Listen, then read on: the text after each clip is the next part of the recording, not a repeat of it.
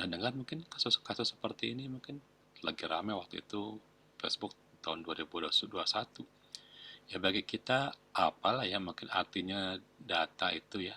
Mungkin kita tidak terlalu memikirkan data orang Indonesia dari Facebook, data ponsel, data nama. Kalau misalkan terbagi ke orang lain yang tidak berkepentingan, kita pikir apalah arti kita. Kita kan cuma mahasiswa, data apa yang akan dimanfaatkan oleh orang. Ya, kita harus berpikir dari sisi orang jahat ya, dari sisi kriminal. Bagi bagi mereka, dari sisi kriminal itu bagaimana kok data kita bisa bisa bermanfaat itu ya. Gimana caranya bagi mereka itu? Bisa berpikir kenapa data kita yang mungkin cuma data mahasiswa itu menjadi penting. Gimana kira-kira cara berpikir mereka memanfaatkan data kita? Ada yang bisa kasih tanggapan atau mungkin mau chatting? Gimana kira-kira data kita kan mungkin cuma data mahasiswa ada di Facebook, kemudian data kita ternyata terekspos dipakai oleh orang lain. Kenapa data kita menjadi berarti? Apa kira-kira? Bagaimana cara berpikirnya orang kriminal kok mau ngambil data media sosial yang mungkin hampir bersebagiannya adalah mahasiswa yang menggunakannya. Kan Facebook itu paling banyak adalah remaja ya sampai usia 30-an paling banyak yang pakai. Kenapa kira-kira cara berpikirnya mereka itu?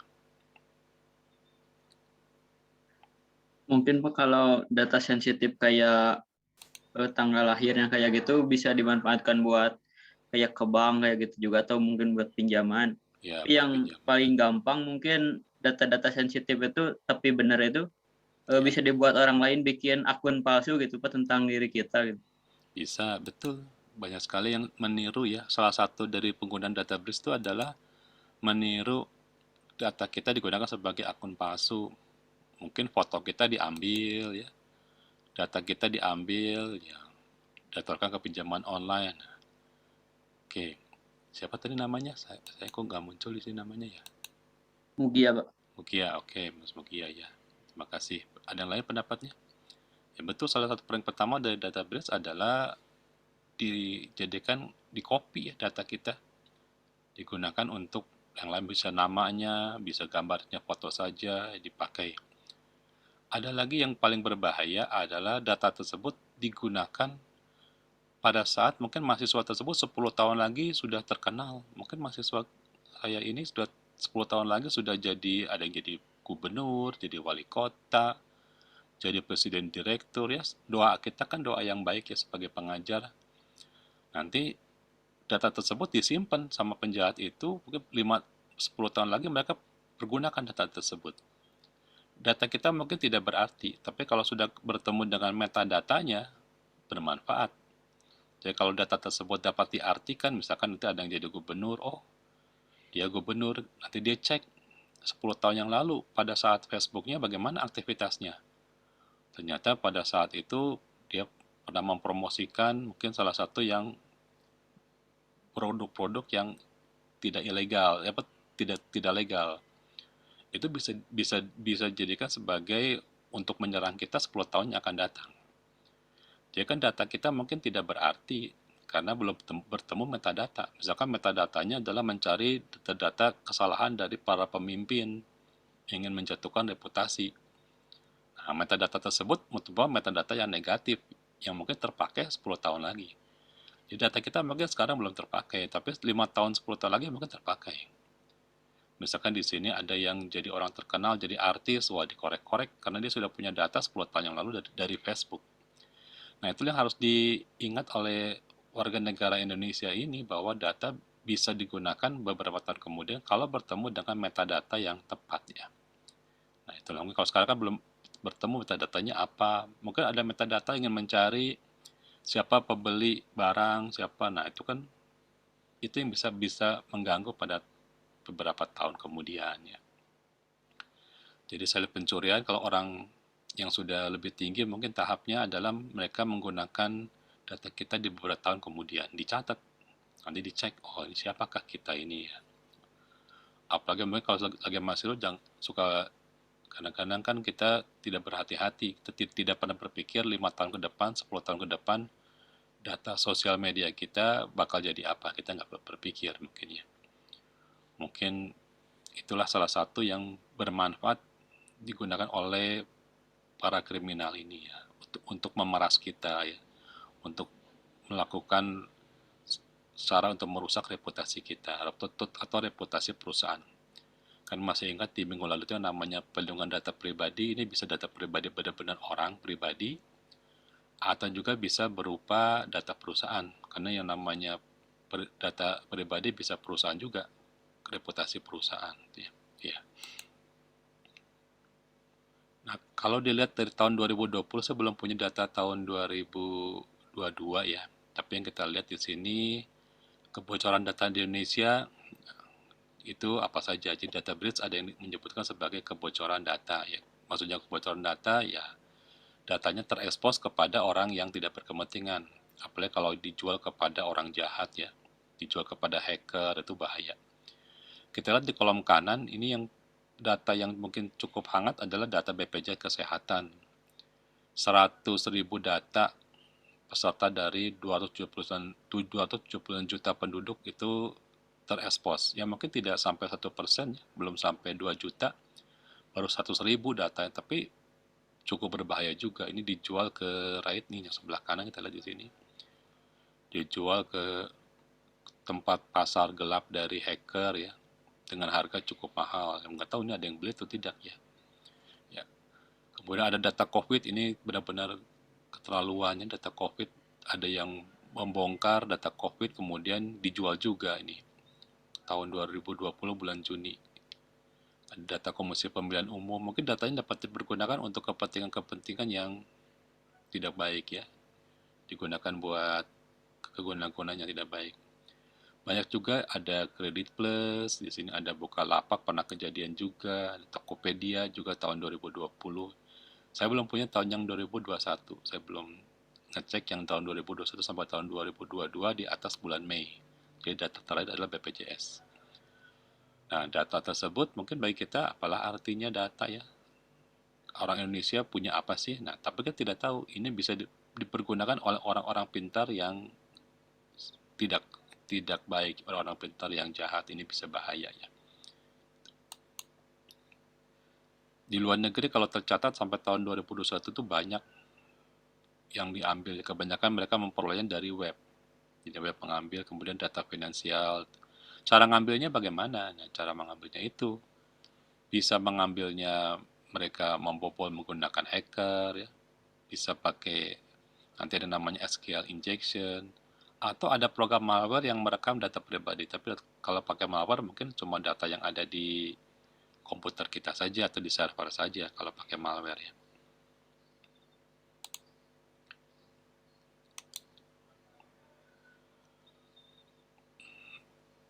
Oke, sebentar, saya masih bermasalah dengan kecepatan. Mudah-mudahan suara saya masih jelas ya. Ini kecepatan saya agak menurun. Jelas, Pak. Jelas ya. Oke, kalau misalkan tidak jelas, laporkan saja kalau tidak jelas ya. Saya sambil ngecek kecepatan. Nah, ini materi yang cukup seru ya, karena sebagai seorang lulusan informasi, kita kalau sudah memiliki data customer, data pelanggan, hati-hati, jangan dianggap enteng. Karena itu menyangkut kepada trust perusahaan yang kita pimpin. Di sini sebagai contoh yang namanya kita patuh kepada regulasi, tapi kita juga harus punya tambahan, yaitu perisai keamanan. Jadi suatu organisasi dalam industri itu sudah menerapkan kepatuhan dari kartu kredit. Misalkan kita pakai kartu kreditnya itu pakai PCI DSS ya, Payment Credit Industry Data Security System, atau data kesehatan HIPAA. Walaupun kita sudah menggunakan kerangka kerja untuk data-data yang tersebut, jadi data kesehatan, misalkan pada BPJS, data pembayaran kartu kredit, itu belum selamanya aman. Karena perlu ada lagi kontrol-kontrol dalam sistem informasi yang membuat jangan sampai data tersebut terungkap atau terekspos kepada yang tidak berkepentingan.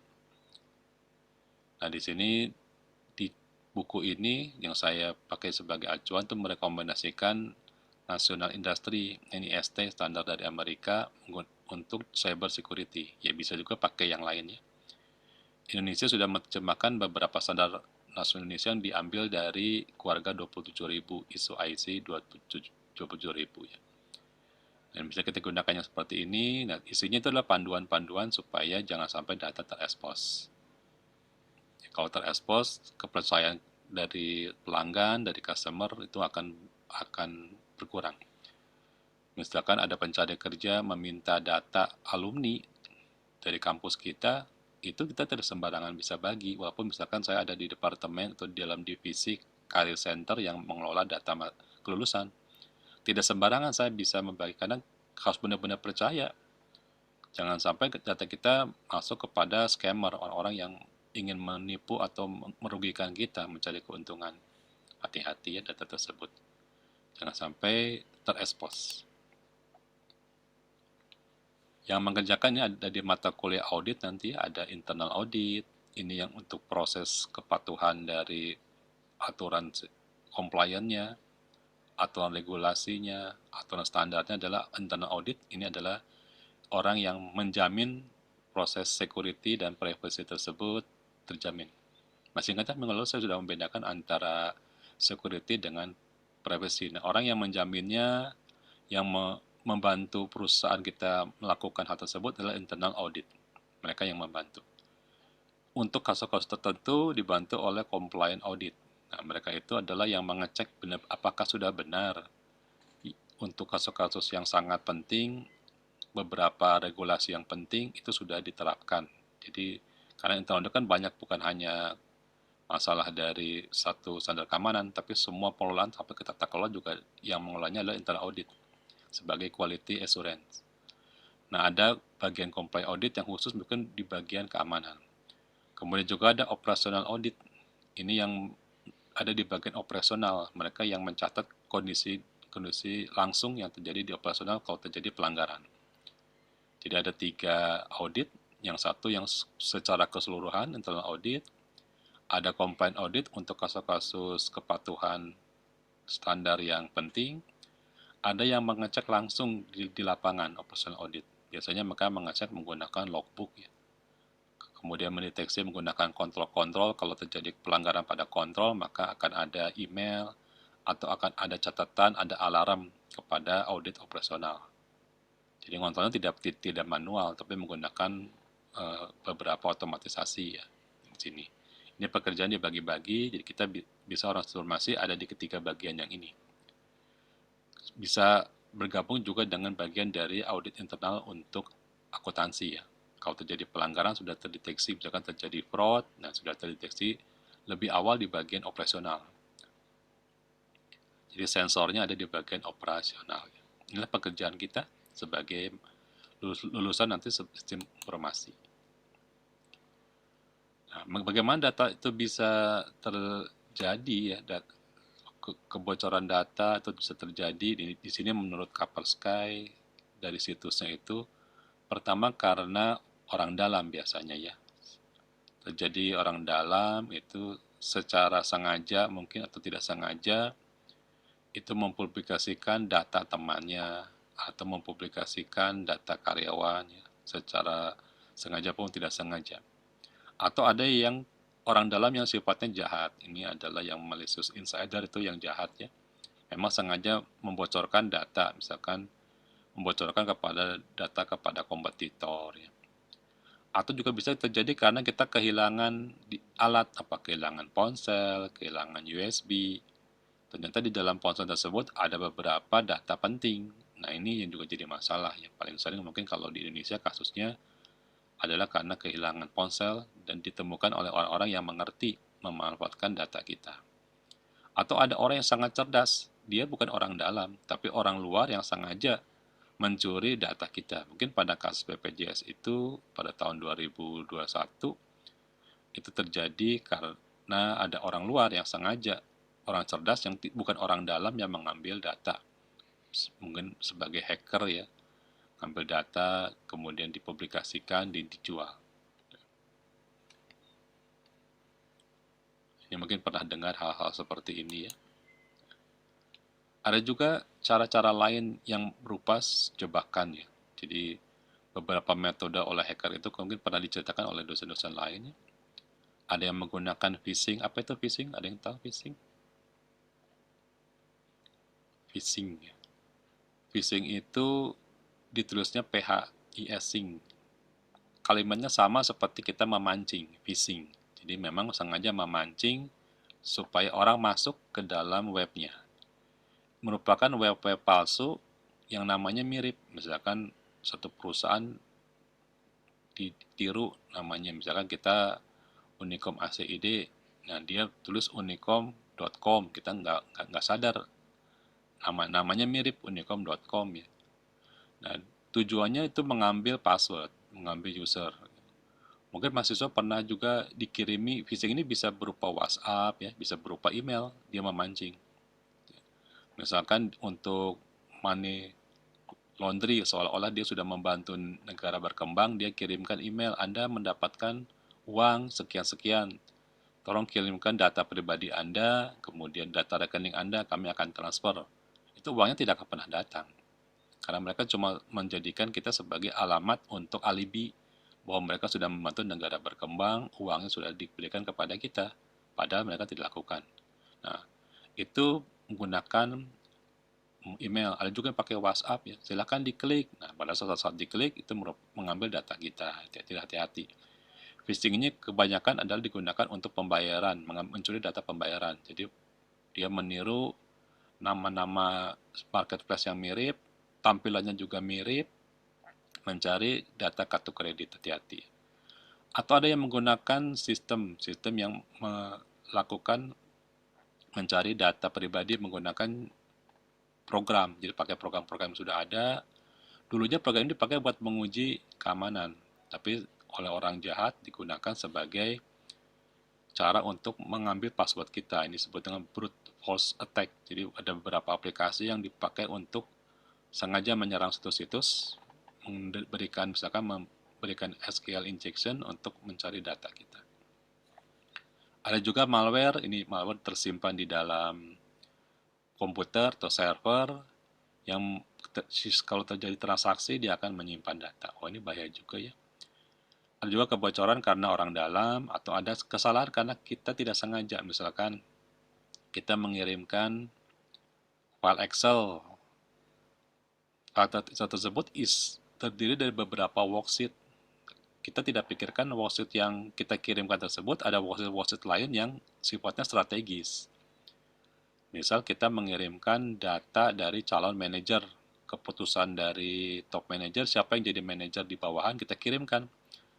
Kita kirimkan datanya pada worksheet pertama, kita tidak lihat pada worksheet berikutnya itu ada kita kriteria pemilihan dari manajer yang tidak boleh dilihat oleh orang yang menerima Excel.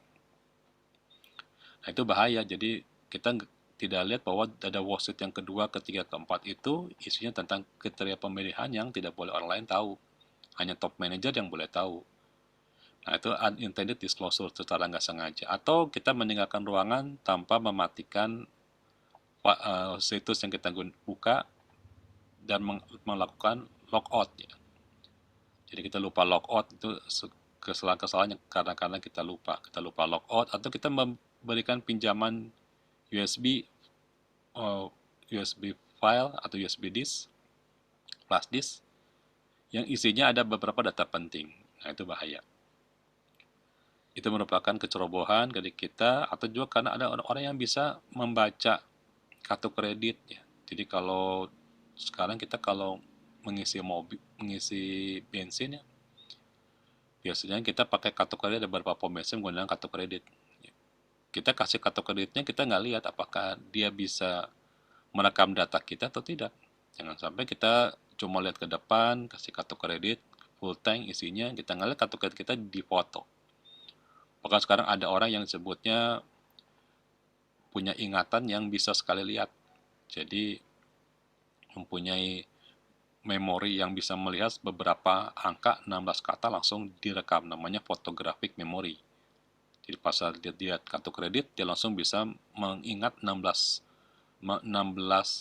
angka yang ada di kartu kredit sekaligus dengan CCV atau data yang ada di balik dari kartu kredit.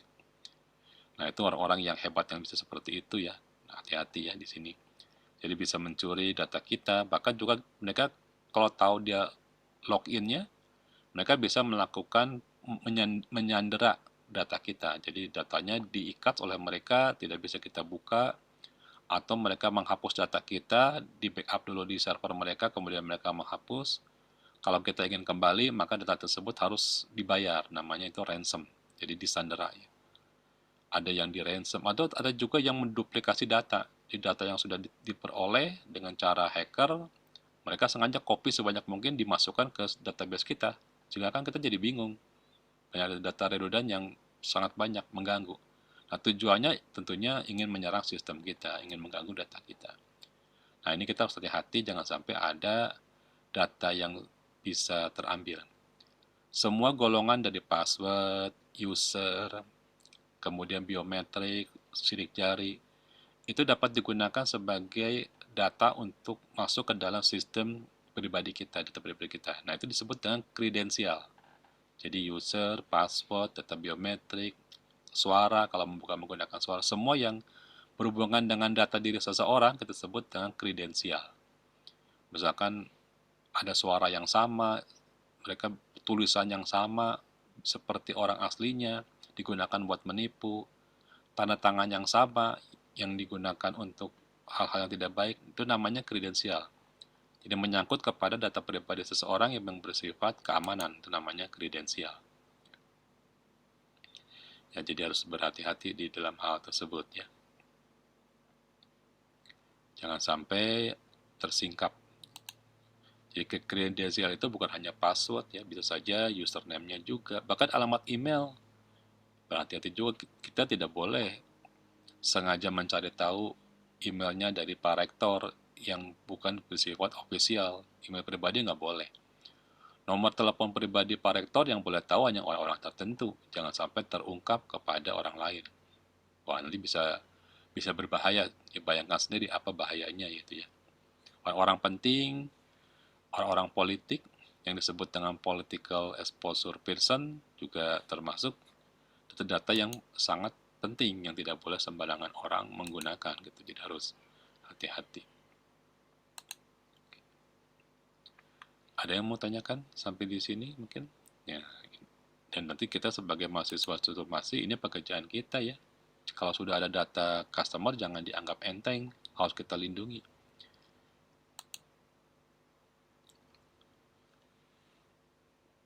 Target dari data breach itu adalah karena kredensial yang lemah. Jadi mereka punya password mungkin yang menggunakan tanggal lahir, ya, nama anak, nama istri, yaitu tidak tidak sesuatu yang direkomendasikan. Mereka bisa membuka data tersebut atau menggunakan yang paling bahaya kalau passwordnya di setiap beberapa email itu sama. Sekali mereka menemukan satu data, mereka bisa buka semua password kita karena kita pakai data password yang sama di beberapa email. Ada yang juga tadi menggunakan pencuriannya pakai phishing, stolen credential, dicuri data-data yang berhubungan dengan keamanan kita. Jadi credential itu bisa sekali lagi bisa username, bisa password, ya, bisa apapun biometrik yang tercuri. Apakah bisa biometrik tercuri? Bisa saja ya. Sidik jari bisa orang bisa merekam, hati-hati ya, itu bisa juga. Atau ada beberapa aset yang sudah dimasuki atau disusupi malware ya, masuk ke server, masuk ke komputer ya. Atau juga ada yang menipu menggunakan pura-pura sebagai situs pembayaran padahal dia mengambil data kartu kredit. Ya, hati-hati ya. Ada juga beberapa pihak ketiga yang tidak tidak ada kepentingan langsung tapi sengaja digunakan untuk mencuri data. Jadi hati-hati di sini. Macam-macam yang misalkan kita mengirimkan data pada saat pengiriman beli barang, kemudian barang tersebut dikirimkan kepada orang penting. Yang mengirimkannya tahu bahwa yang dikirimkannya orang penting dan tahu alamatnya dan tahu teleponnya, bahaya. Jadi di sini para pengirim data dari marketplace itu harus benar-benar di training. Kalau misalkan dia mengirimkan kepada orang terkenal, kepada rumah pribadi wali kota, ternyata di dalam pengiriman tersebut ada data nomor teleponnya pada saat dia foto untuk bukti pengiriman, terfotolah nomor telepon dan alamat pribadi dari wali kota, misalkan. Itu bahaya. Jadi pihak ketiga pun harus di training. Atau kita bawa barang sendiri, bawa komputer sendiri, bawa laptop sendiri, yang isinya tersebut secara tidak sengaja mengambil data perusahaan yang penting. Dan kemudian kalau misalkan laptop kita hilang, ya pencurinya tahu isinya apa, itu bahaya ya. Jadi harus berhati-hati, kita harus di training, mentraining juga karyawan nanti kalau sudah jadi manajer, harus mentraining karyawan kita supaya mengerti ini hal-hal yang sangat penting.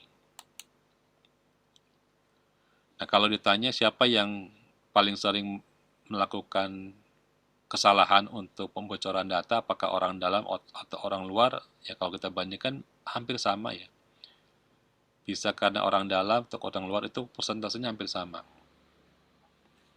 Memang kebanyakan orang dalam yang membocorkan data. Misalkan ada karyawan yang sudah di PHK, itu harus segera mungkin link-link kepada perusahaan itu dihapus. Jadi username-nya dihapus, penggunaan login-nya dihapus. Jangan sampai dia sudah dipecat, dikeluarkan dari perusahaan, tetapi masih punya akses ke dalam sistem. Nah, itu bahaya. Apalagi kalau yang dipecat itu adalah orang yang mempunyai password yang bersifat privilege. Dia bisa sebagai backdoor-nya masuk ke dalam sistem. Nah, itu hati-hati. Jadi, kalau kita nanti ada orang IT yang dipecat karena atau pindah perusahaan, nah itu harus ada semacam notification agreement atau kesepakatan pemberitahuan bahwa dia sudah melepaskan hubungan dengan perusahaan dari sisi kredensial. Jadi sudah username-nya sudah dihapus, dia tidak akan menggunakan password dan username untuk masuk ke dalam sistem. Hati-hati. Kalau misalkan yang keluar dari perusahaan kita adalah orang IT, jangan sampai dia bisa masuk ke sistem. Nah, kalau kita pikir bagaimana mencegah data breach kalau secara personal, secara pribadi. Pertama ya harus kita sering mengupdate software supaya jangan ada hacker-hacker yang punya cara baru masuk ke sistem kita, pakai enkripsi di sini. Mengupgrade device setiap saat, kemudian hati-hati kalau menggunakan barang-barang yang dibawa sendiri. BYOD itu adalah buy your own device, membawa barang-barang sendiri, laptop sendiri ya. Jangan sampai data pribadi ada di dalam laptop pribadi yang bisa diambil orang atau bisa tercuri. Hati-hati tanpa ada pengamanan. Atau sebaiknya kita menggunakan VPN ya, apa sih katanya VPN? Very private network ya. Jadi untuk supaya jangan sampai ada orang yang bisa mengambil data kita, VPN itu mendata semua web-web yang berbahaya. Ada VPN, ada juga proxy, menggunakan proxy untuk mengatasi jangan sampai data kita terambil. Ini kira-kira caranya untuk mengatasi. Ada password manager, membantu supaya kita memberikan password yang kuat, yang tidak mudah untuk ditebak. Karena yang namanya brute force itu adalah aplikasi ya, aplikasi yang melihat data pribadi kita, kemudian dengan kecerdasan buatan mereka menebak passwordnya apa. Jadi kalau password menggunakan kelahiran, tanggal lahir, tempat lahir, password yang menggunakan nama singkatan kita, tidak ada huruf kecil, huruf besar, tidak ada gabungan dengan alfabet, itu mudah sekali satu sistem dari brute force itu bisa menebak. Itu bahayanya. Yang terakhir kita mengajarkan karyawan supaya mereka mengerti ya, jangan sampai secara nggak sengaja itu melakukan pembocoran data ya.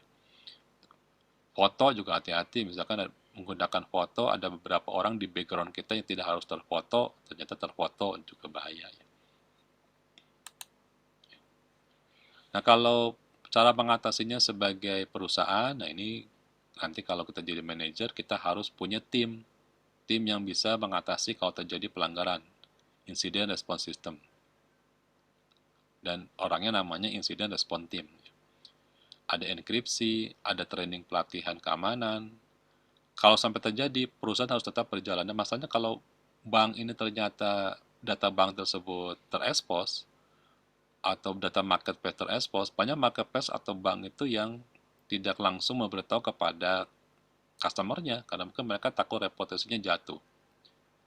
Jadi pada saat bisnis continuity management mereka langsung menjalankan seperti biasa, tapi mereka tidak transparan memberikan informasi kepada customer bahwa data mereka itu tercuri, tidak berani mereka. Pokoknya jalan saja dilanjutkannya. Kemudian berpartisipasi dalam masalah sharing tentang apa sih ancaman-ancaman tersebut, kita ceritakan kepada top manager kita, menganalisis keamanan setiap saat, menggunakan beberapa prosedur untuk mencegah terjadinya data tercuri atau kehilangan data. Data loss prevention bisa juga karena data tersebut terhapus secara tidak sengaja ya. Harusnya di backup tetapi terhapus. Jadi data hilang. Pengelompokan data classification, apakah datanya bersifat rahasia, classified atau tidak. Nah, data breach ini bisa termasuk mengganggu yang namanya CIA, jadi mengganggu untuk konfidensial, mengganggu keamanan, bisa juga mengganggu integritas, jadi menghapus data atau menggandakan data itu mengganggu integritas. Atau dia juga menyerang kepada availabilitas data. Pada saat kita men-searching, data kita tidak muncul. Nah, itu semua data itu sama dengan sistem keamanan, termasuk kepada CIA, confidential, integrity, dan availabilitas. Itu yang diganggu ya. Kalau kita pikir apa sih data kita, apakah dari sejak mahasiswa kita harus berhati-hati? Ya harus berhati-hati mulai dari sekarang ya.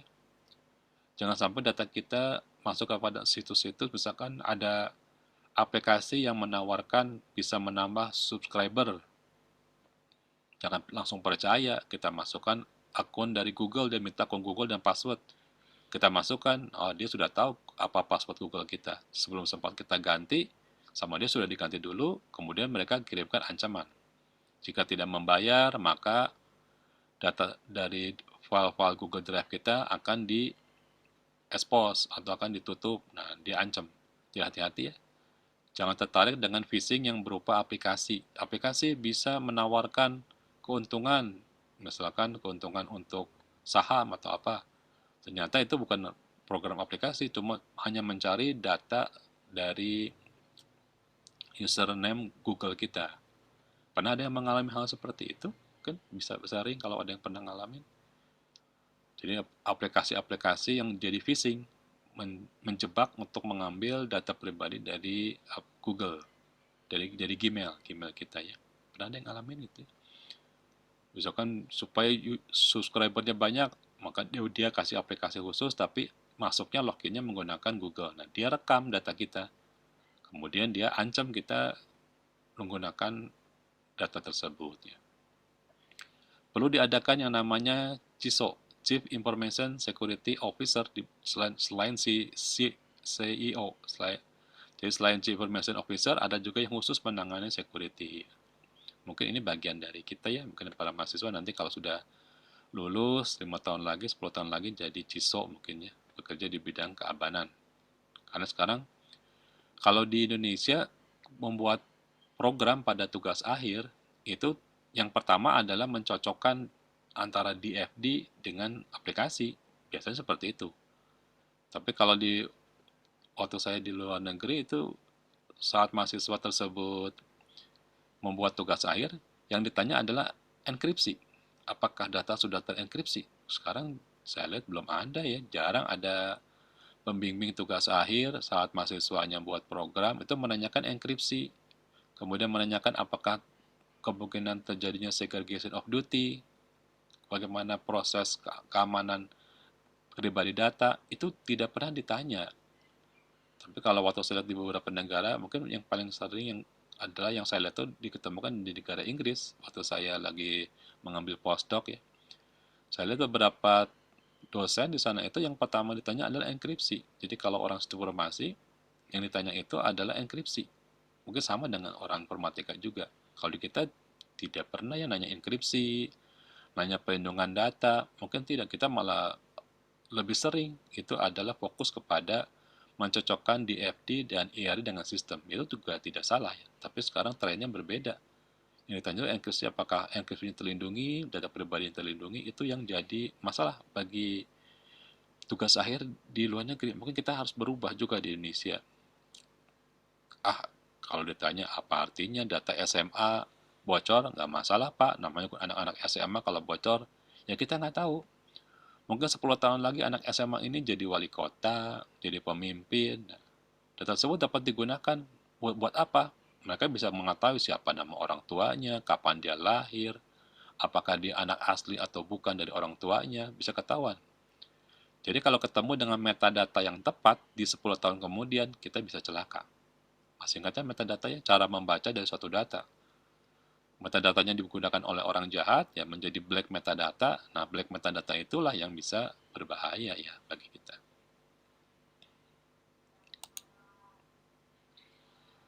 Nah, di sini saya perkenalkan beberapa ISO. Jadi, mahasiswa masih harus kenal beberapa ISO ya. Mungkin belum belum secara detail seperti S2 ya, dipakai langsung untuk tugas akhir, tapi kenal saja. Ada ISO yang digunakan buat mendeteksi terjadinya keamanan pelanggaran kepada keamanan informasi. Nah, ini disebut dengan ISO IC keluarga dari 27.000, tepatnya 27.005 yang sudah diupdate tahun 2018 ya. Kemudian ada untuk melakukan pencegahan, itu adalah ISO pembaruan dari 2705, disebut dengan Final Distribution International Standard. Jadi standar baru yang sudah didistribusikan secara internasional namanya FDIS, pengembangan dari ISO EC 27005. Ini isinya bukan hanya keamanan cyber, juga berisi tentang perlindungan data pribadi atau privacy protection. Ini untuk pencegahan. Kemudian untuk perusahaannya yang akan disertifikasi, di minggu lalu sudah saya catatkan ada beberapa ISO untuk sertifikasi. Yang paling sekarang digunakan adalah sertifikasi dari 27.701 untuk sertifikasi. Ini bisa memberikan kepercayaan, dan ini biasa sertifikasi dipublikasikan sebagai salah satu alat untuk mempromosikan perusahaan kalau dia sudah melakukan sertifikasi. Kalau terjadi masalah, terjadi pelanggaran data ada indikasi bocor, itu kita mitigasi menggunakan ISO EC 27035. Ini merupakan Information Security Incident Management. Jadi kalau terjadi, jangan panik. Nah, caranya bagaimana? Ya, kita deteksi dulu di mana kejadiannya, kita tutup sumbernya, kita nilai bagaimana impact-nya, keputusan apa yang harus diambil, melihat respon-respon sebelumnya, kebijakan-kebijakan sebelumnya kalau terjadi masalah apa yang harus diambil dengan cepat, supaya tidak menimbulkan collateral effect atau dampak yang berkelanjutan. Kemudian rencanakan bagaimana hasil tersebut kita lakukan evaluasi untuk diajarkan kepada manajer-manajer berikutnya kalau sampai terjadi pelanggaran. Inilah yang disebut dengan cara mitigasi, jadi menyelesaikan masalah kalau sudah terjadi. Ini disebut dengan incident response team tadi ya. Nah, sekarang supaya menarik, kita coba sendiri. Kalau yang ada di depan laptop, coba buka situs ini, lalu masukkan email. Kita akan lihat apakah email kita pernah tersingkapkan kepada orang yang tidak berkepentingan, terjadi data breach. Nah, silahkan coba. Saya ingin tahu di kelas ini berapa banyak jumlah pelanggaran data terhadap email kita dari Gmail. Ini pakai situsnya, silahkan lihat di bagian atas. Saya kasih waktu, silahkan coba dulu ya. Have I been pwned? pwned.com. Coba cek ya. Silahkan yang punya laptop di depannya, coba. Saya ingin tahu berapa orang sih. Nanti kirim pakai chatting. Berapa banyak yang sudah pernah kena. Tapi supaya adil, saya buka yang punya saya dulu ya. Ini yang punya saya, yang yefrid.handoko@gmail.com. Itu setelah dimasukkan sudah kena 4 kali data breach. Waduh, ini alasan saya mengganti Gmail saya ya. Coba. Yang di depan laptop, sekarang buka komputernya, saya kasih waktu beberapa menit, masukkan emailnya, saya ingin tahu berapa banyak yang pernah kena pelanggaran. Saya maksimum 4 nih, dapat 4. Ya 2 kali, Pak. 2 kali. 2 kali. Berarti data email kita sudah pernah tersingkap kepada yang tidak kita izinkan. Ini bisa saja muncul kalau yang baiknya kita buka pada ponsel yang baru, kemudian ada pertanyaan apakah diizinkan, ya kalau kita bilang izinkan berarti itu memang kita, tapi kalau kita tidak izinkan ternyata terbuka juga berarti itu bukan kita. Dua, ada yang lebih banyak daripada dua? Lima kali, Pak. Waduh, bisa banyak begitu ya. Ada yang lebih banyak lagi? Pernah terjadi data breach? Oh, ini ada yang tidak ada. Oke, bagus, berarti aman ya, Ginda aman ya. Oke, aman berarti. Nah, bagi yang saya ini terjadi, saya pikir-pikir kenapa bisa 4 kali data breach. Yang pertama adalah aplikasi. Jadi ada aplikasi game, saya suka dengan install aplikasi game. Ternyata aplikasi itu pura-pura dia katanya bisa kasih Bitcoin. Wah, saya pikir saya bisa menabung Bitcoin. Saya buka aplikasinya, ternyata mereka mencuri data kita. Nah, itu salah satunya kenapa 4 ini muncul ya. Karena aplikasi yang digunakan sebagai phishing. Berarti paling tinggi 5 tadi ya, yang pernah kena data breach ya. Nah, itulah kalau mau coba gampang ya. Jadi apa kita jangan pikir kita aman. Kita orang Indonesia cuma mahasiswa yang nggak tahu data kita bisa dijadikan pemalsuan, impersonating, dipasukan data kita oleh orang lain ya. Ya kalau misalkan ternyata link dari Gmail kita juga sama, passwordnya dengan Instagram kita, sama juga dengan program-program lain, wah itu semuanya kena langsung.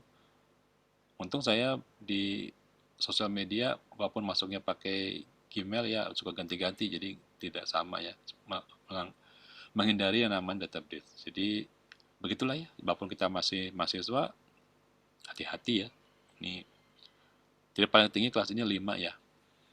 Beberapa tahun yang lalu tuh ada yang sampai paling tinggi 4 ya, sama dengan saya. Jadi kelas ini yang termasuk yang paling banyak ya.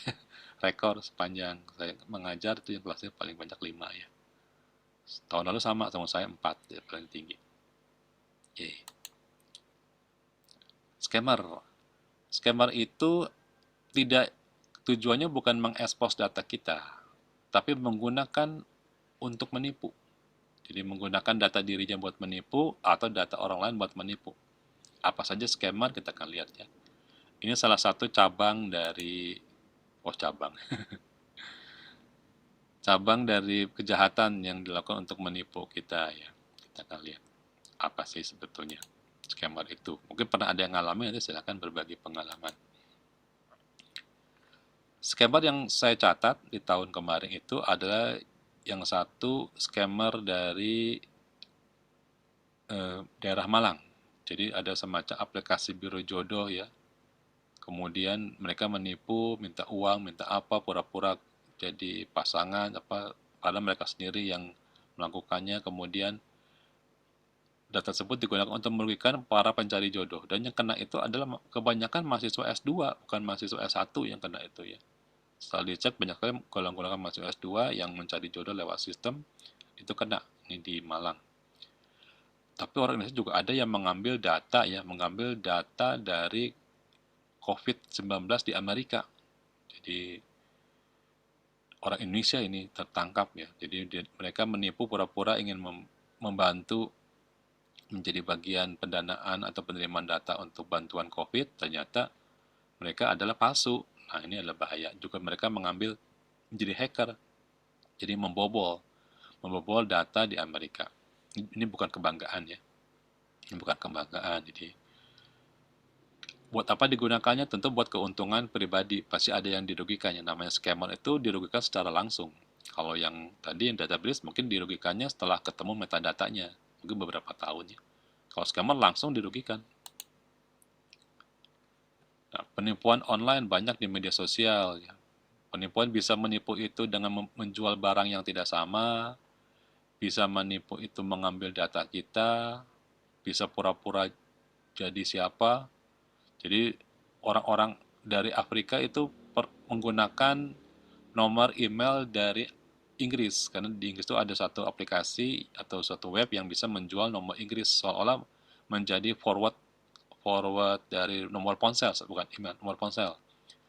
Jadi mereka pura-pura jadi wanita lewat Facebook, ikut kenalan, cari laki-laki ada di Facebook, kenalan, kemudian mereka menggunakan emailnya seolah-olah dari Inggris, nomor ponselnya juga seolah dari Inggris, mereka minta bantuan uang. Nah, ini terkenal ternyata dari Afrika melakukan hal seperti itu lewat Facebook. Jadi caranya menipu menjadi orang lain, impersonating orang lain, atau menjual data, atau terambil datanya. Nah, banyak sekali penipuan online tersebut ya yang terjadi di sini saya dicatat terjadi ya. Misalkan beli barang yang ternyata barang yang datang bukan itu. Ada juga scammer karena menipu data pribadi, misalkan memanfaatkan Bukalapak atau soal mereka Bukalapak kemudian meminta data foto, atau saya juga pernah mendapatkan misalkan jika sertifikat vaksin tidak muncul, tolong kirimkan foto bersama KTP supaya cepat sertifikat vaksinnya muncul. Nah, ternyata mereka gunakan situs yang namanya mirip. Nama situsnya itu adalah covid19. Ini bukan .com tapi apa gitu ya. Mereka menipu, tujuannya untuk pinjaman online ya, biasanya seperti itu. Kalau foto bersama dengan KTP pasti tujuannya untuk mencuri data buat pinjaman online. Itu namanya scammer. Mereka mengambil data kita buat melakukan keuntungan dan merugikan kita secara langsung. Itu scammer, menipu kita. Jadi pura-pura kenalan sebagai wanita, padahal mereka bukan wanita, tapi hanya mencari para pria atau yang ada di Facebook untuk mereka ajak tipu ya. Bahaya di sini, hati-hati ya. Jangan sampai terpancing. Cara mengatasinya tentunya di sini kita lakukan penguatan kepada semua data-data yang berhubungan dengan pribadi atau kita sebut dengan kredensial data. Atau juga bisa menggunakan data yang kita anggap sebagai data kredensial data. Misalkan suara kita mereka bisa palsukan pakai apa namanya deepfake untuk suara. Namanya deepfake, nama pekerjaan deepfake ya.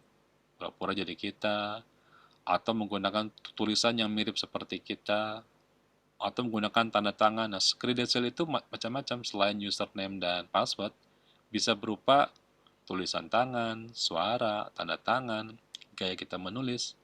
Misalkan kita dikirimkan surat yang gaya tulisannya sama dengan orang yang mengirim, ternyata itu palsu, pura-pura, bahaya gitu. Itu scammer. Atau misalkan pada saat ponsel kita hilang, ternyata ponsel tersebut meminta pulsa kepada seluruh orang yang ada di dalam list dari ponsel kita, minta pulsa gitu. Ya karena setelah data kita hilang, kita nggak bisa cepat-cepat menutup data kita, dia gunakan buat kejahatan, itu scammer. Menipu menggunakan identitas palsu. Jadi scammer mungkin terjemahnya menipu menggunakan identitas palsu. Cara mengatasinya kita sebagai seorang informasi ya menggunakan kerangka kerja TI, pakai kerangka kerja, misalkan kerangka kerja tadi dari ini sih nanti kalau mempelajari tentang tata kelola diajarkan beberapa kerangka kerja, salah satunya kerangka kerja untuk keamanan. Kita pakai NIST misalkan kerangka kerjanya, atau pakai ISO 27002 tentang panduan membuat sistem yang aman. Kemudian kita mengepentingkan risiko yang terlebih dahulu, jangan sampai prioritas pertamanya itu bukan melindungi. Jadi prioritas pertama harus melindungi data. Menemukan beberapa kelemahan dari sisi pelindungan data, ini sudah saya ajarkan di materi kontrol data ya. Kita akan lihat lagi apa sih kontrol data tersebut. Nah, memang cukup capek juga kita sebagai seorang informasi mempelajari setiap materi kontrol yang bisa terjadi. Menemukan link-link yang beresiko, ya. Paling sering WhatsApp ya. Dikirimkan WhatsApp, silakan link berikut. Ternyata link tersebut link yang merupakan mirror yang mencatat kondisi WhatsApp kita. Jadi apa yang kita tulis di WhatsApp bisa terbaca oleh orang lain. Linknya berupa mirror. Hati-hati ya. Jadi jangan sembarangan membuka link baik dikirimkan lewat email maupun oleh WhatsApp, meskipun juga dikirimkan oleh orang yang terkenal ya.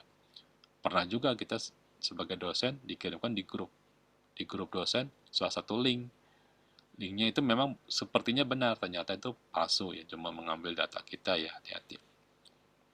Sekarang orang jahat semakin pintar, maka kita sebagai pengelola sistem juga tidak boleh kalah pintar. Ini ada beberapa aplikasi anti-scam, mungkin dari yang ini ada 3 ya, ini buatan Malaysia, 1 scam checker ya. Oh yang ini juga buatan Malaysia, yang kedua yang Privacy Star, ada juga yang Truecaller. Truecaller ini ada yang sudah pernah pakai Truecaller? Kelas ini sudah ada yang pernah pakai Truecaller? Ini seru juga Truecaller ya. Truecaller itu akan mencatat identitas dari penelepon. Nah, ini sering dipakai oleh beberapa orang yang punya utang di kartu kredit. Jadi kalau ada yang teleponnya tukang tagih, dia tahu sebelum dia angkat telepon, maka Truecaller akan mendeteksi ID-nya sebagai tukang tagih. Nah, dia akan stop juga ini. Aplikasi anti-scam.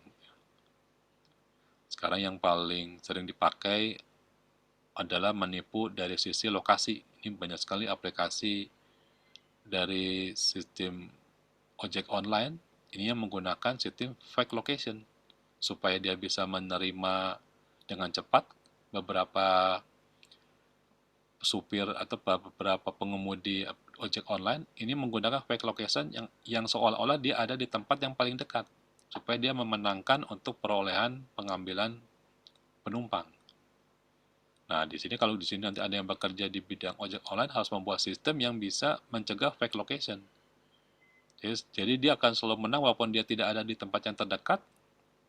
Ya misalkan taruh di depan kampus kita supaya kalau ada yang pesan ojek online maka yang kena tuh dia karena sistem ojek online-nya menggunakan fasilitas jarak-jarak terdekat. Siapa yang terdekat itu yang akan dikontak. Nah, itu akan merugikan beberapa orang lagi yang tidak menggunakan. Misalkan orang-orang yang di depan kampus kita, para pengemudi ojek online tidak pernah mendapatkan penumpang. Karena ada ojek online yang curang menggunakan fake location.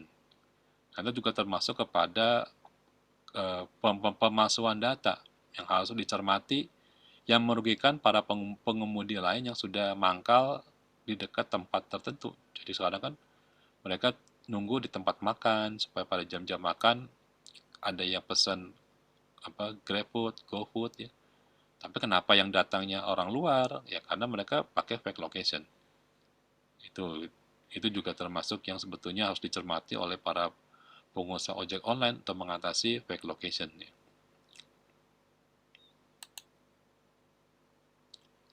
Nah, ini catatan sampai tahun 2018 jumlah terjadi pelanggaran semakin kecil sebetulnya, tapi impact-nya tetap besar. Walaupun semakin tertangani, tapi impact-nya semakin besar. Tidak pernah berubah ya. Nah, cara mengatasinya kita harus siap-siap nanti kita di sini menjadi seorang pengawas, menjadi data stewardship untuk data dalam sistem kita, dalam DBMS kita. Jadi kita melindungi keamanannya, kita mendukung, jangan sampai terjadi pelanggaran. Ini peranan dari administrator database, selain menjaga keutuhan dan integritas data, harus menjaga keamanan data, jangan sampai data tersebut terekspos, bukan tercuri ya, mungkin terekspos kepada orang yang tidak berkepentingan. Misal, ada karyawan masuknya belakangan, ternyata pada saat tidak sengaja, data gajinya bisa kelihatan sama karyawan lain. Atau mereka lihat, wah terjadi masalah. Karena karyawan yang baru masuk ini ternyata gajinya lebih besar daripada karyawan yang levelnya sama, golongannya sama. Jadi ribut, karena beda pendapatan tanpa ada logika transparansi, itu jadi masalah. Ya mungkin perusahaan swasta ingin memberikan penghargaan yang berbeda kepada beberapa karyawan tertentu, kadang-kadang tidak menggunakan aturan dari kenaikan gaji. Nah, tidak boleh sembarangan data tersebut terekspos, jadi ketahuan, oh ini dibayar segini, wah ketahuan, bahaya itu ya. Harus jangan sampai ada orang yang bisa membuka password. Misalkan kita berpikir, sudahlah, daripada aturan dari pencetakan laporan gaji, itu hanya bisa dibuka oleh karyawan yang bersangkutan. Tapi karena kita malas ngeprint, ya udahlah, kita titip sama sekretaris kita, tolong diprintkan, ini password saya kasih, tolong printkan. Nah, kita nggak ingat bahwa ternyata itu termasuk kredensial. Kalau ternyata sekretaris kita itu mengungkapkan kepada orang lain, ya bobo lah. Orang akan tahu data berapa gaji kita. Nah, seperti itu ya, jadi harus hati-hati. Jadi kalau jadi manajer, ya harus hati-hati, jangan sembarangan kita percaya, begitu saja. Nah, sekarang masuk ke teori, jadi tadi kan contoh-contohnya dulu, sekarang masuk ke teori. Secara teori kita lakukan secara kontrol secara otomatis. Jadi mendeteksi secara manual sudah tidak kita lakukan. Cara mengontrolnya ada yang menggunakan sistemnya preventif, mencegah jangan sampai terjadi. Ini menggunakan ISO 27005, mencegah. Ada juga yang mendeteksi. Jadi mendeteksi itu menggunakan kontrol-kontrol penguji. Jadi yang satu kontrol untuk mempersiapkan jangan sampai terjadi, jadi dicegah misalkan apakah benar Anda pakai passwordnya apa. Mungkin kalau kita pernah mencoba pembayaran itu selain password itu juga minta PIN. Kalau selain minta PIN ada juga yang dikirimkan ke email harus diklik. Menggunakan 3 lapis pendeteksi supaya jangan sampai terjadi pelanggaran data. Misalkan saya ingin membeli saham atau ingin menjual kripto, itu dia nanyanya adalah selain menanya password, dikirim lewat PIN. Dari PIN ada ngecek lagi lewat email, harus diklik di emailnya. Nah, 3 lapisan pengaman tersebut digunakan untuk mengatasi jangan sampai terjadi pelanggaran data, terjadi pembobolan data, atau digunakan oleh orang yang tidak berkepentingan. Jadi, kalau ada yang mencuri ponsel kita, dan jadi di ponsel kita ada aplikasi saham, mereka tidak bisa mencairkan saham kita atau mengambil uang kita. Jadi pada saat itu ada pengecekan ke email juga. Tapi bagaimana kalau ternyata di dalam ponsel kita itu ada aplikasi email yang bisa dibuka, ada aplikasi PIN juga yang bisa dibuka. Ya kalau ponselnya hilang, isinya ada aplikasi saham dan aplikasi email kebuka juga itu. Bahaya di situ kebuka, jadi bisa tahu. Nah, cara penjagaan kemudian aplikasinya dari mana? Dari bank. Dan karena itu dalam bank tidak boleh merekam password. Jadi kalau nanti kita membuat sistem yang bersifat finansial, tidak boleh menyimpan otomatis password. Boleh menyimpan username, tapi tidak boleh menyimpan otomatis password. Supaya kalau ternyata ponselnya kehilangan, di dalam ponselnya ada aplikasi penjualan saham, ada aplikasi Google Mail-nya, tidak bisa sembarangan dibuka, tidak bisa dicairkan, gitu ya. Nah, itu adalah beberapa kontrol yang dilakukan untuk melakukan pencegahan. Kalau detektif, ini untuk fraud. Kalau terjadi fraud, ya maka kita harus mendeteksi benar-benar apakah fraud atau bukan, atau ini adalah laporan yang salah. Jadi menggunakan otomatis melihat beberapa tren yang menjadi tidak normal. Ya, biasanya bagaimana setiap bulan ternyata ada laporan yang terlalu cepat, dilakukan akses, izin yang terlalu cepat, misalkan biasanya 7 hari membuat satu laporan, ini untuk mencairkan suatu uang atau izin mencairkan kredit, ini dalam beberapa hari, 1-2 hari sudah selesai. Maka itu terjadi suatu anomali, suatu kecurigaan. Ya. Nah, itu menggunakan detektif kontrol. Ini membutuhkan kerjasama buatan. Sedangkan yang manual biasanya kita tinggalkan karena terlalu banyak kejadiannya kita gunakan yang otomatis ya. Meskipun manual juga digunakan kalau misalkan kalau kita ingin mengecek kasus-kasus yang khusus. Mungkin kalau cuma sedikit untuk kasus-kasus khusus kita bisa ngecek. Misalkan kalau manual preventif ya misalkan pengiriman barang. Biasanya pengiriman barang menggunakan 3 mobil. Ini dikirim barang menggunakan semua mobil. 10 mobil keluar dalam sehari. Curiga kita. Cukup dengan manual preventif kita akan curiga. Oh ini mungkin ada pemalsuan data. Padahal loginnya benar semuanya menggunakan. Ternyata para supir itu menitip password mereka sehingga bisa 10 mobil seolah pergi. Padahal kondisinya cuma 3 mobil ya. Ada pemalsuan data di sini. Jadi kita akan belajar kalau mengenai fraud ya itu. Khusus mengenai fraud. Nah, ini adalah beberapa kontrol preventif, berarti pencegahan ya. Ini bisa kita lihat cara kontrolnya, misalkan untuk menghindari perubahan data oleh orang yang tidak berkepentingan. Nah, kalau mereka sudah menerima data kita, mereka tidak bisa dengan sembarangan mengubah data. Harus orang yang menjadi pemilik data yang bisa mengubah ya, ini preventif. Kemudian tidak adanya super user, orang yang bisa punya kewenangan sangat banyak di beberapa aplikasi, di beberapa tahapan. Ya. Ini adalah pencegahan. Ada juga pencegahan, ada juga termasuk detektif. Ini yang detektif ya. Jadi contohnya misalkan di sini detektif yang paling kiri ini audit trail. Jadi harus ada jejak audit, kapan diaudit, kapan terjadi perubahan data. Nah itu kita mendeteksi lebih dalam. Jadi misalkan di sini dibutuhkan database access untuk mensubmit email. Nah kita cek ini kepada siapa. Apakah ada orang yang membaca email? Ada ya. Jadi kalau di kita mungkin belum banyak orang yang kerjaannya mengecek email. Tentunya mengecek tidak satu persatu, tapi pakai program data mining, mengecek sensitivitas analisis, mengecek email isinya paling banyak apa saja, kosakata apa yang kita gunakan dalam email. Ada yang bisa mengecek sampai ke sana. Jadi untuk mengecek apakah terjadi pelanggaran dalam finansial, terjadi pelanggaran dalam data pribadi, dan itu bisa kita ngecek lewat email. Ini merupakan pengecekan secara detektif. Segregation access to audit event data. Apakah ada orang yang punya kewenangan akses yang tidak terpisahkan. Jadi dia juga sebagai admin juga, pura-pura juga sebagai pemasok ke data, bisa punya kemampuan mengganti data tanpa diketahui orang lain, nah ini bahaya. Jadi data yang dimasukkan sama dia dimanipulasi, semua data yang sifatnya adalah atributnya merupakan atribut hurunan, tetapi diisi langsung tanpa ada satu proses pengkalian, penghitungan, itu termasuk kepada pelanggaran data ya, termasuk pada fraud.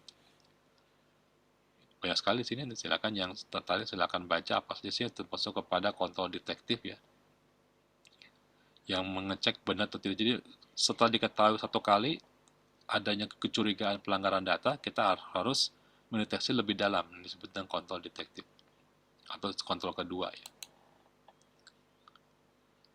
Oke, ini dalam bahasa Inggris berbagai standar kontrol pencegahan dan pendeteksi pada database ya, supaya jangan terjadinya data yang terungkap ya, atau dihapuskan oleh orang yang tidak berkepentingan. Ini buat proses mitigasi mungkin.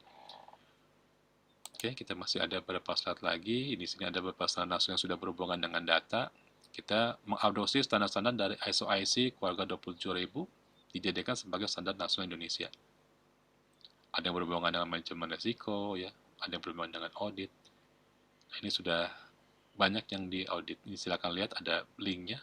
Kalau butuh buat tugas akhir, apa saja sih termasuk kepada standar nasional Indonesia sudah dilakukan untuk atau sudah diadopsi oleh Indonesia.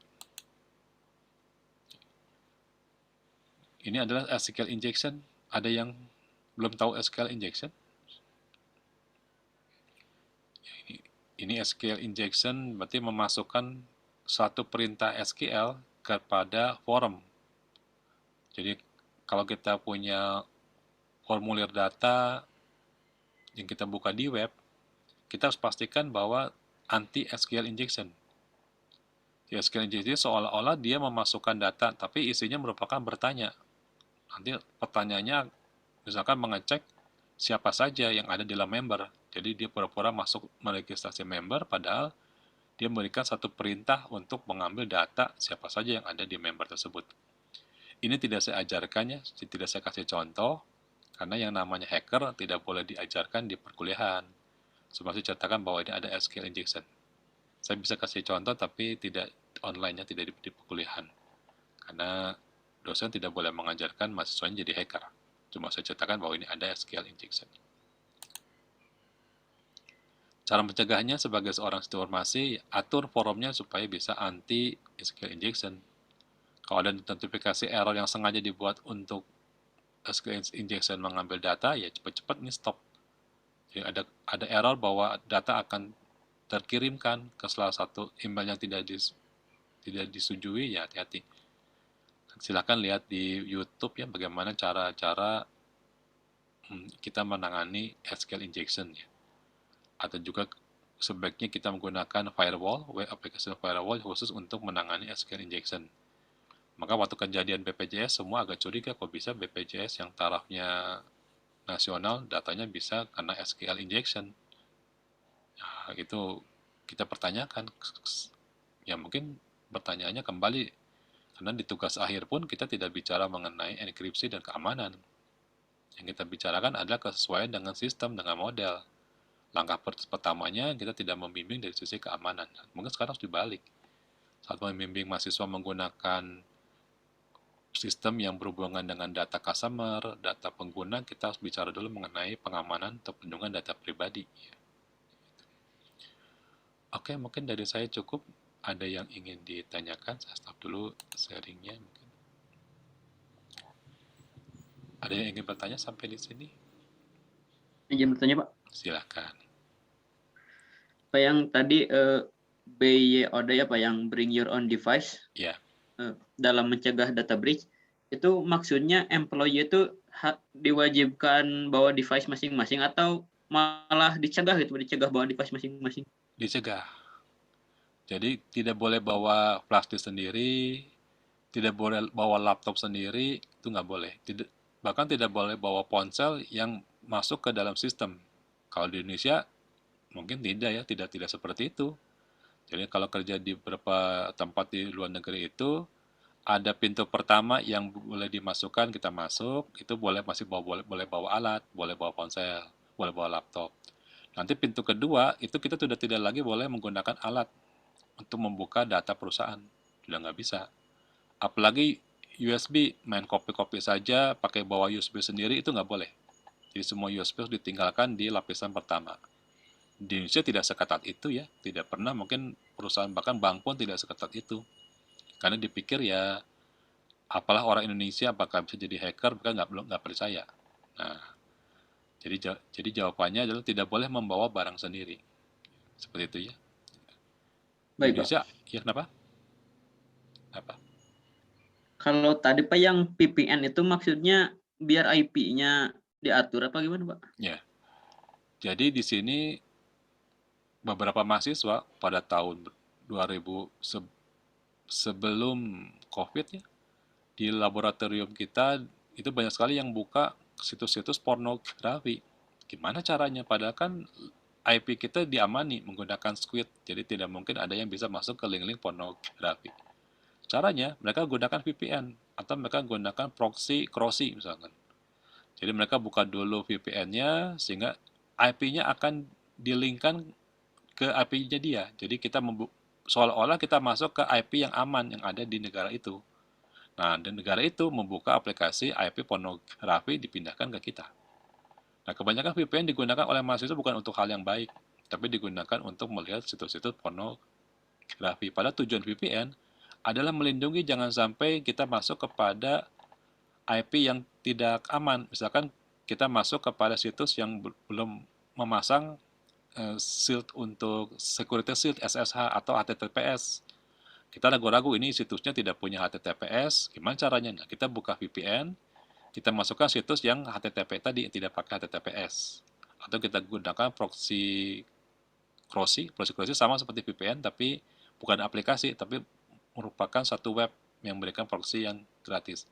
Nah, kita membuka situs yang HTTP tadi yang tidak menggunakan S. Nah, itu jadi bisa pakai VPN atau menggunakan proxy yang aman atau proxy free dari web. Silahkan cek di Google kalau belum pernah pakai ya, ada beberapa VPN, ada beberapa proxy crossy yang digunakan untuk kita masuk ke HTTP yang tidak punya S, tidak punya TPS. Tapi oleh mahasiswa digunakan untuk membuka situs-situs yang pornografi itu kena ketahuan waktu itu pas saat dicek ya. Nah, mahasiswa nggak bisa dilarang seperti itu di zaman ini sudah termasuk yang biasa. Cuma jadi pengetahuan bahwa VPN tersebut tujuannya dibuat bukan buat itu, tapi untuk kita curiga kalau masuk ke HTTP yang sifatnya phishing. Kita punya situs, kita tidak tahu apakah ini phishing atau bukan. Nah, gimana cara ngeceknya ini phishing atau bukan? Masukkanlah kita kepada lewat VPN tadi, gitu ya, atau lewat proxy crossy. Ya. Ada lagi yang mau tanyakan, gitu ya, VPN-nya? Ada lagi? Jadi banyak nih nyebar VPN, ada yang muncul di mobile, ada yang muncul, saya juga punya anak remaja harus khawatir nih. Mereka memang saya daftarkan menggunakan provider yang tidak akan membuka situs-situs dewasa, tapi kalau mereka pakai VPN, mereka bisa buka. Ya, VPN maka terbukalah semua data tersebut. Nah itulah kalau kelemahan yang mau dibagaimanakan lagi ya pasti cuma kita ajarkan aja, kita training, kita beritahu, kita nasihati ya. Karena nggak bisa dilarang anak-anak sekarang. Apalagi yang mahasiswa juga banyak sekarang, bagi mahasiswa malah hal tersebut menjadi lebih menarik daripada perkuliahan di kelas laboratorium, ya, di kelas praktikum.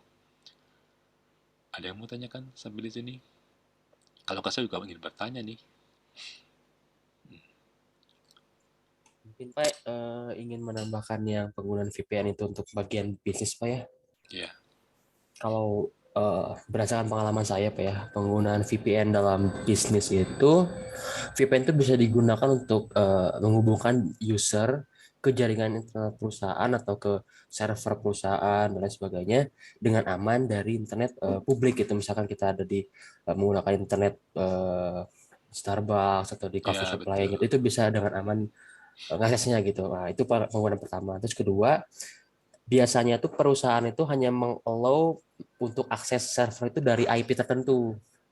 Jadi dengan penggunaan VPN, misalkan kita pakai internet dari manapun, dari kafe, dari internet Telkomsel dan lain sebagainya, itu kita tetap bisa connect gitu. Karena kita masuk ke VPN dulu, IP-nya diubah ke IP yang di whitelistkan oleh perusahaan, baru masuk ke server kayak gitu, Pak.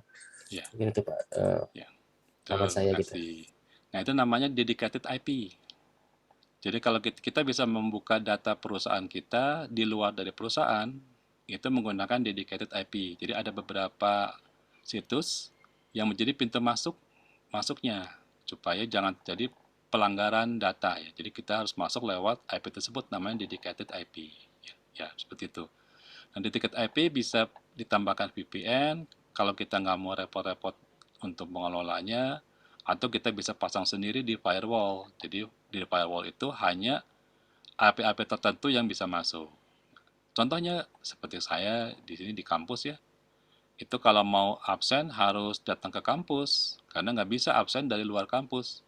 Caranya bagaimana pada saat saya membuka absensi online, akan dicek ini IP-nya apakah IP pakai IP kampus atau bukan pakai IP kampus nih. Itu nggak bisa menggunakan VPN juga, misalkan VPN-nya saya ganti menjadi seolah di kampus, nggak bisa. Kita tidak ada VPN yang sifatnya IP perorangan, kebanyakan VPN adalah IP untuk suatu negara. Jadi mau nggak mau ini dosen-dosen kalau mau absen ya harus datang ke kampus, nggak bisa absennya itu dari rumah. Tujuannya supaya mereka datang ke kampus. Nah, itu merupakan dedicated IP. Ya seperti itu ya. Jadi membatasi supaya akses hanya diambil dari IP tertentu. Karena IP tersebut ya harus IP yang sudah dipercaya ya, sudah dipercaya. Betul. Jadi terima kasih masukannya. Jadi beberapa perusahaan memang menggunakan dedicated IP. Misalkan saya ingin berhubungan secara finansial, ingin mengecek data, tapi saya ada di luar kampus, atau ada di luar kantor, atau ada di luar perusahaan saya, di luar bank saya bisa ngecek datanya sebagai orang yang menjadi super user, bukan sebagai pelanggan langsung, bukan sebagai pemilik data pribadi langsung. Nah, kita gunakan dedicated IP. Gitu ya. Misalkan kalau beberapa teman dosen yang ada di negara tertentu itu dibatasi tidak bisa membuka misalkan YouTube. Nah, mereka pakai VPN tertentu supaya bisa membuka YouTube ya, karena YouTube di beberapa negara dibatasi. Misalkan ada dosen-dosen yang kuliah di Taiwan atau di Cina yang nggak bisa buka YouTube, mereka harus menggunakan VPN seperti itu. Tapi juga hati-hati bagaimana kalau kita dikasih WiFi gratis, tadi misalkan di beberapa tempat makanan, tempat kafe, ada WiFi gratis. Mungkin nggak data kita tercuri? Saya sering, Mungkin kalau Pak. saya juga sebagai dosen sering juga ingin juga sambil minum kopi, ingin juga buka laptop lah, supaya seperti anak-anak sekarang gitu ya, senang senang buka komputer di kafe gitu. Terus di sana ada wifi gratis. Masukkan langsung tidak menggunakan password ya. Eh, kalau nggak salah menggunakan password yang dikasih, kalau nggak salah password yang dikasih gitu. Nah, kita juga harus hati-hati. Ternyata di sana ada juga wifi yang tidak pakai password, entah namanya apa gitu, hati-hati. Justru kalau pakai wifi hotspot yang pakai password, kita agak aman. Kita bisa nanya kepada kafenya, apa passwordnya, kita agak aman. Tapi kalau yang gratis tanpa password, kita harus curigai. Ada beberapa cara untuk melihat dari MAC address-nya. Jadi pas saat dia masuk, yang dia curi adalah MAC address. Kenapa yang dicuri MAC address? Tahu nggak kenapa? Bukan IP-nya, tapi MAC address. Apa? Ada yang tahu? Tidak pernah belajar? Mungkin di dalam security keamanan informasi, pencurian MAC address dari laptop. Karena MAC address itu digunakan sebagai identitas dari Iya, laptop apa betul. device Pak. Betul, betul. Jadi kalau sudah ketahuan MAC address-nya, semua jalur data masuk ke kita. Kita pindahkan MAC address-nya ke kita tahu semua jalur data dari orang lain tersebut kita ketahuan. Seolah-olah kita melakukan mirror dari alat tersebut ya. Jadi yang dicuri itu MAC address. bukan IP kita, dia kita masukkan, maka dia ngecek MAC address-nya, dia ambil MAC address-nya. Jadi berhati-hatilah. Jadi bagi mahasiswa sekarang harus ngerti juga ya, yang namanya orang jahat itu semakin pintar ya. Dan yang dicuri oleh mereka itu data yang kalau ketemu metadatanya jadi berarti gitu. Mungkin sekarang belum berarti, ini ketemu metadata yang berarti. Apa yang harus kita lakukan seandainya USB kita hilang? Ya sudah, data kita penting hilang, ternyata data yang aman ya harus kita laporkan kali ya kepada pemilik data bahwa data kita hilang. Ini kadang-kadang kita nggak mau lapor. Ada nggak di sini yang suka menyimpan karena lupa password, dijadikan satu file, disimpan di dalam USB? Ada nggak suka begitu? Jadi dia punya punya username-nya banyak, passwordnya banyak supaya nggak lupa, disimpan di satu data, apakah di ponselnya, di Google Drive, ada nggak yang seperti itu?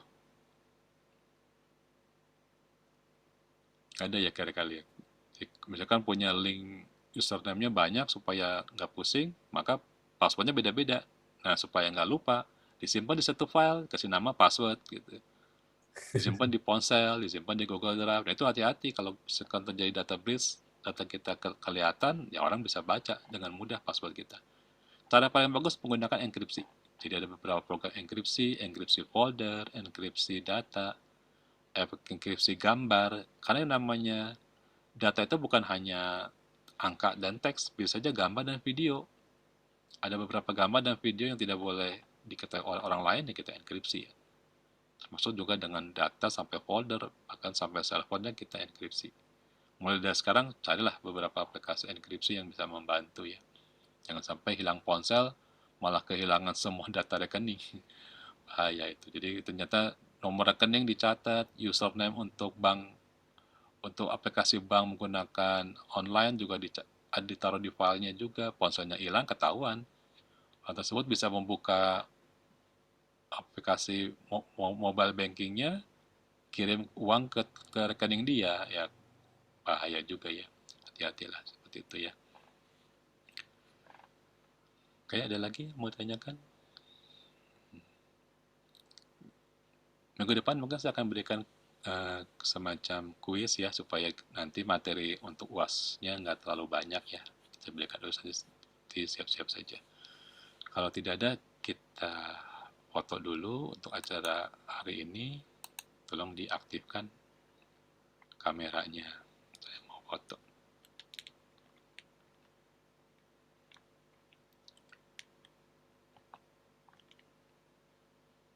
Yes.